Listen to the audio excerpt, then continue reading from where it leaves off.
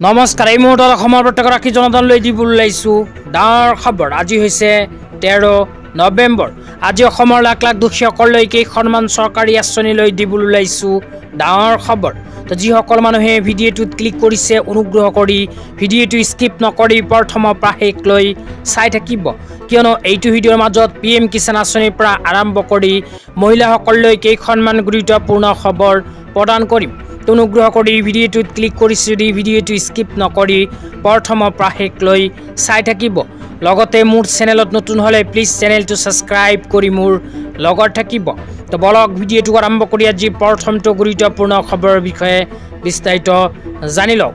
আজি প্ৰথমটো গুৰুত্বপূৰ্ণ খবৰ হ'ল কৃষকসকলৰ বাবে।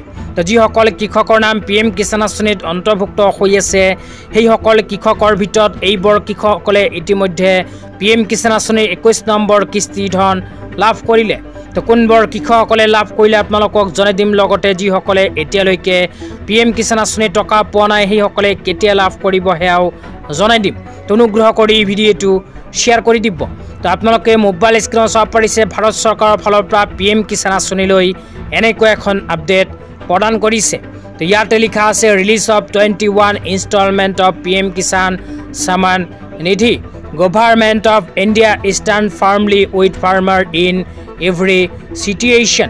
An amount of more than 540 crore transferred to over 27 lakh beneficiaries, farmer of Punjab, Uttarakhand, Himachal Pradesh. তো ইয়াতে কোৱা অনুযায়ী ভাৰত চৰকাৰে ইতিমধ্যে PM কিষাণ আঁচনিৰ 21 নম্বৰ কিস্তি 2000 কোটি টকা পাঞ্জাব, উত্তৰাখণ্ড, হিমাচল আৰু জম্মু কাশ্মীৰৰ কৃষকসকলৰ বেংক একাউণ্টত সোমাই দিছে। লগতে যিসকল কৃষকে এতিয়ালৈকে PM কিষাণ আঁচনিৰ 21 নম্বৰ কিস্তি ধন পোৱা নাই সেইসকল কৃষকৰ বেংক একাউণ্টতো অতি শীঘ্ৰে PM কিষাণ আঁচনিৰ 21 নম্বৰ কিস্তি ধন সোমাই যাব। তো আপোনালোকে মোবাইল স্ক্ৰীনত চাব পাৰিছে যদি গুগলত গৈ PM কিষাণ আঁচনিৰ 21 নম্বৰ কিস্তি ধন কেতিয়া দিব চাৰ্চ কৰে তেন্তে ইয়াতে এনেকুৱা এখন আপডেট আহি যায়। তো ইয়াতে লিখা আছে ইনষ্টলমেণ্ট আৰ release every 4 months with the last payment distributed in February. According to reports, the next installment 21 installment of PM Kisan scheme is expected to be released in the first half of November. তো ইয়াতে কোৱা অনুযায়ী ভাৰত চৰকাৰে প্ৰতি 4 মাহৰ মূৰে মূৰে PM Kisan আঁচনিৰ এটাকৈ কিস্তি ধন প্ৰদান কৰে। তো যিসকল কৃষকে PM কিষাণ আঁচনিৰ 20 নম্বৰ কিস্তি ধন লাভ কৰিছিল সেইসকল কৃষকে চলিত মাহৰ ভিতৰতে PM কিষাণ আঁচনিৰ টকা লাভ কৰিব। নৱেম্বৰৰ 15 তাৰিখৰ ভিতৰতে সোমাই যাব পাৰে PM কিষাণ আঁচনিৰ একাউণ্টত PM কিষাণ আঁচনিৰ 21 নম্বৰ কিস্তিৰ ধন। তো বহুতে হয়তো কৈ আছে আজি সোমাব, কালি সোমাব, পৰহি সোমাব, সেইবোৰ বিশ্বাস কৰিব নালাগে। ভাৰত চৰকাৰৰ ফালৰ পৰা এতিয়ালৈকে কোনো নিৰ্দিষ্ট ডেট প্ৰকাশ কৰা নাই।